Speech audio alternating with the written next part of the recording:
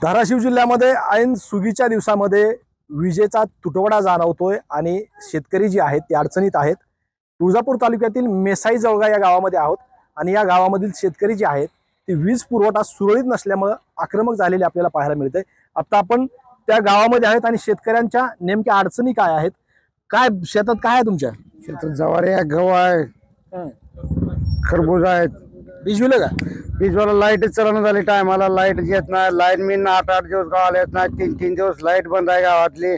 लाईनमॅनचं लक्ष नसतं, तारा पूर्ण खाली आहेत, घरावर डीपी आहे, तारा जाळ होतो सारखा. लाईनमॅनच आमच्या गावाला येत नाही, लाईटच नाही. लाईटच नाही. सप्ताह गावात चालू आहे, कार्यक्रम चालू आहे, 7 दिवसाचा सप्ताह असतोय. 3 दिवस झालं लाईट नाही गावात. काय परिस्थिती आहे? साहेब, मी गावचा सरपंच आहे. मी प्रत्येक अधिकाऱ्याला फोन करतो, कुठलाच अधिकारी फोन उचलत नाही. लाईनमॅनला फोन केलं, येतो, करतो, बघतो, कुणीच प्रतिसाद द्यायला तयार नाही. मी एवढे पत्र दिले, पत्र व्यवहार करून सुद्धा आमदार साहेबांनी फोन केले, खासदार साहेबांनी फोन केले, सगळ्यांनी फोन केले, तरी कुठलाच अधिकार प्रतिसाद देत नाही. शेतकऱ्यांना एवढा वाईट परिस्थिती आहे की शेतकऱ्याची आत्महत्या ह्याच्यामुळेच होती. ही लाईनमॅन लोक, ही लाईटीमुळं, याच्यामुळं काय शेतीत धान्य चांगलं यावं. कुणी खरबूज केले, कोणाचा ऊस आहे, कोणाचे ज्वारी आहे, कोणाचं कडधान्य आहे, ते त्याच्यामुळं काय लोकांना. आता जी लाईट दिली जाते तुम्हाला ती कशा पद्धतीने दिली जाते? 8 तास लाईट दिली जाते, संध्याकाळी, सकाळी, दुपारी.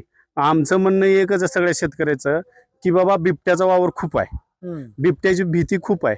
त्याच्यामुळं आमचं सगळ्या शेतकऱ्यांचं म्हणणं आहे की लाईट दिवसा द्यावी, संध्याकाळी न देता. सकाळी 10 ते संध्याकाळी 6 वाजेपर्यंत लाईट द्यावी. पाणी पुरवठ्याचा डीपी जळाला, पाणी पुरवठ्याचा डीपी 15 दिवसांनी दिला आम्हाला. लाईट एक तार ओढून द्या म्हणलं तर ते पाणी पुरवठ्याची तार ओढून द्यायला तयार नाहीत. पत्र व्यवहार केले, सगळं केलं, आमदाराचे फोन केले, खासदाराचे फोन केले, पण लाईटीचा विषय काय मिटलेलाच नाही. म्हणून आज ही वेळ आली मीडियाची. आता काय मागणी? मागणी काय, लाईट व्यवस्थित द्यावी, परत व्यवस्थित द्यावी. लाईनमॅन आमचा चेंज करावा आणि इंजिनियर पण चेंज करावे, नाहीतर आमचं तीव्र आंदोलन होईल, रास्ता रोको आंदोलन होईल.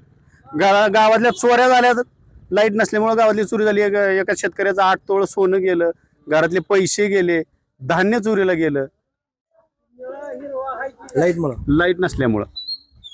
तुमचं आहे का शेतात काही? हाय. काय भिजविलं का? नाही, काय बेजवायला. काल परवा दिवशी बोर जळाला. लाईट कमी जास्त झाल्यामुळे बोर जळाला. कधी असते लाईट? लाईट काय कवा कवा म्हणाले येईल तेव्हा येते. कवा बी येते, कवा बी जाते, त्याचं काय नाही. गेली की येत बी नाही. आणि लाईनमॅनचा तर पताच नाही. काय मागणी आता तुमची? आमची मागणी काय, सोडीक चालावं, सोडीक राहावं, दिवसा लाईट देवी. दिवसा लाईट द्यायला. हा. तुमचं आहे का शेतात काही? आमच्या शेतात आहे गहू ज्वारी. 10 मिनिटाला लाईट जाते. माझी अवस्था परिस्थिती, रात्रीला पाणी 10 मिनिटं सुद्धा चालू शकत. मग आमची विनंती आहे सरकारला, आम्हाला लाईट दिवसा द्यावी आणि व्यवस्थित द्यावी. आता तुमचं जर वय झालेलं आहे, तुम्ही कसं जाणार शेतात संध्याकाळी भिजवायला? मग त्या अंधारचं परिस्थिती होती. म्हणून आमची ही तुम्हाला विनंती आहे. दिवसा लाईट द्यायला पाहिजे. विश्वनाथ सदाशिव मस्के. बर बर बर. तुमचं काय आहे शेतामध्ये? ज्वारी, गहू, हरभरा, ऊस. आम्हाला गेल्या वर्षी डीपीची मंजुरी आली होती, त्याची डीपी भेटला नाही. लाईनमॅन आम्हाला परमिट देऊ शकत नाही, बिल सोबत आहेत, परमिट देऊ शकत नाही लाईनमॅन. डीपीचे वायर सगळे फेस वायर आणून टाकले, त्यांनी परमिट देऊ शकत नाहीत आम्हाला. ऑफिसला स्वतः आम्ही विकत आणलेत वायर, शेतकऱ्याकडनं जमा करून. आमची एवढी परिस्थिती बेकार आहे, हिशोबाच्या बाहेर. सगळे लाईनमॅन पण येत नाही, लाईट पण चलत नाही सुरळीत. संध्याकाळी आम्हाला 10 ते 6 लाईटीचा टायमिंग द्यावा दिवसापाळी. संध्याकाळी काय अडचण आहे? संध्याकाळी बिबट्या, डुकर, भीती आहे का नाही त्याची? चोर, सर्प काय आहे का नाही त्याला? त्याच्यामुळं आम्हाला दिवस. तुमच्या शेतात काय? ऊस, ज्वारी, गहू, हरभरा, खरबूज. एकंदरीतच जर पाहिलं तर ह्या गावातले शेतकरी जे आहेत ते आक्रमक झालेले आपल्याला पाहायला मिळतंय आणि त्यांची एकच मागणी आहे, लाईनमॅन फोन उचलत नाही आहेत, लाईनमॅन गावामध्ये येत नाहीत, तर कमीत कमी आमची दिवसा म्हणजे त्यांना दिवसा लाईट देणं गरजेचं आहे अशी मागणी या गावातील शेतकरी करतायत. श्रीराम क्षीरसागर, TV9 मराठी, धाराशिव, तुळजापूर.